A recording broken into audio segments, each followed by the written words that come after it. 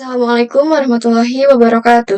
Halo semuanya, kembali lagi bersama saya Anissa Zahra dan sekarang kita akan membahas tentang IP address dan subnetting.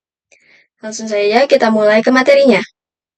Sebelumnya di sini ada outline atau pembahasan yang akan kita bahas yaitu tentang pengenalan IP address dan subnetting, IP public dan IP private, classful dan classless addressing, kasus subnetting, konsep block subnet, IPv4 delivery type, dan konsep switch dan router.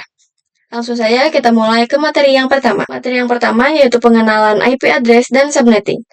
Nah, jadi ketika suatu perangkat ingin terhubung ke perangkat lainnya, baik itu menggunakan wired ataupun wireless, tentu saja itu memerlukan identitas nama pada setiap perangkat. Nah, identitas tersebutlah yang dinamakan IP address. Nah, kalau subnetting yaitu upaya atau proses untuk memecah sebuah network dengan jumlah host yang cukup banyak menjadi beberapa network dengan jumlah host yang lebih sedikit. Teknik subnetting membuat skala jaringan lebih luas dan tidak dibatas oleh kelas-kelas IP classless seperti A, B, dan C yang sudah diatur. Selanjutnya yaitu IP public dan private. Singkatnya, IP public merupakan IP yang digunakan di internet dan bisa diakses dari mana saja.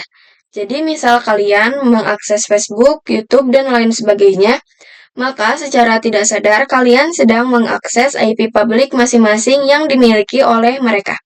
Asalkan device kalian terkoneksi ke internet.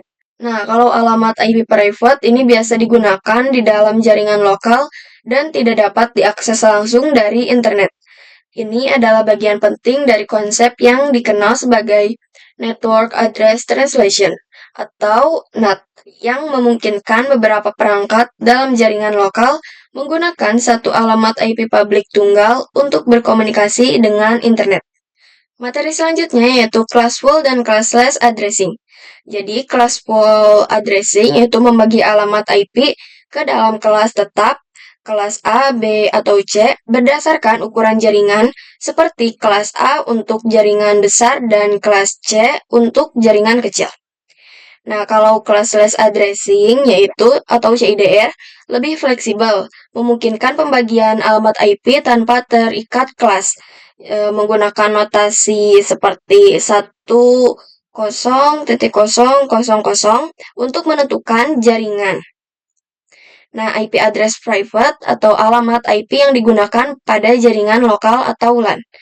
Dan IP address public yaitu alamat IP yang dapat diakses secara global di internet. Contohnya seperti public DNS, Google 8.888 dan 8.8.4.4. Materi selanjutnya itu tentang kasus subnetting. Jadi di sini kita sudah mempunyai contoh kasusnya yaitu Anda memiliki jaringan dengan alamat 192.168.10.0/24. Anda ingin membagi jaringan ini menjadi 8 subnet. Jadi berapa prefix yang sesuai, subnet max, IP network, IP broadcast, dan rentang IP yang dapat digunakan untuk setiap subnetnya. Jadi langkah-langkahnya yaitu yang pertama, tentukan jumlah subnet yang dibutuhkan. Jadi jika kita ingin 8 subnet, untuk itu kita membutuhkan 3 bit tambahan karena 2 × 3 yaitu 8. Yang kedua, hitung prefix baru. Jaringan aslinya menggunakan 2/4, tambahkan 3 byte untuk subnetting, sehingga prefix baru menjadi per 27, yaitu 24 tambah 3 sama dengan 27. Yang ketiga yaitu hitung subnet max-nya. Prefix barunya di sini ada per 27, berarti subnet max-nya 255.255.255.224. Yang keempat yaitu hitung rentang alamat untuk setiap subnetnya. Dalam prefixnya per 27 ada 32 alamat, yaitu 2/5 sama dengan 32 di setiap subnet dengan 30 alamat yang bisa digunakan. 2 alamat di pesan, alamat jaringan, dan alamat broadcast. Materi selanjutnya yaitu konsep blok subnet. Blok subnet adalah cara untuk membagi jaringan IP besar menjadi bagian-bagian yang lebih kecil, sesuai dengan kebutuhan. Misalnya, jika Anda punya jaringan dengan alamat 1.1.0/24, Anda ingin membaginya menjadi beberapa bagian kecil agar lebih efisien. Anda bisa menggunakan blok subnetting ini.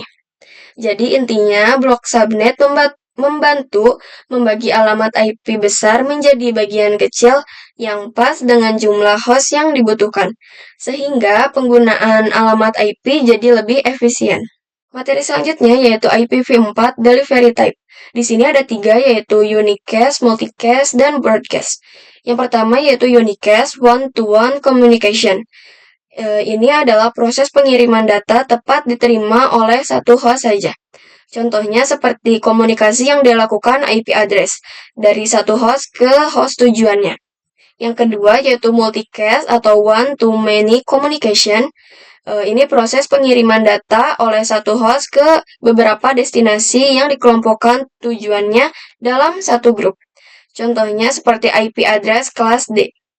Dan yang ketiga yaitu broadcast one-to-all communication. Ini adalah proses pengiriman data yang diterima oleh semua host pada jaringan. Materi selanjutnya yaitu switch dan router. Switch ini mengkoneksikan perangkat yang satu network. Digunakan untuk menghubungkan komputer-komputer dalam jaringan kantor, sehingga mereka dapat saling berkomunikasi dan berbagi file. Yang kedua yaitu router, untuk mengkoneksikan perangkat yang berbeda network.